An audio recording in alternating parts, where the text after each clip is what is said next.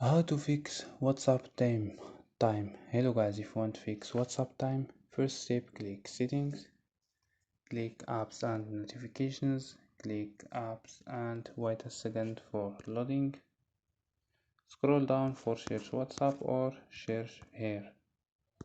Go to WhatsApp and go to force stop and click OK and click storage and click clear the cache. Just click clear cache. After these steps, turn off your Wi-Fi and turn on your Wi-Fi and you can restart your phone.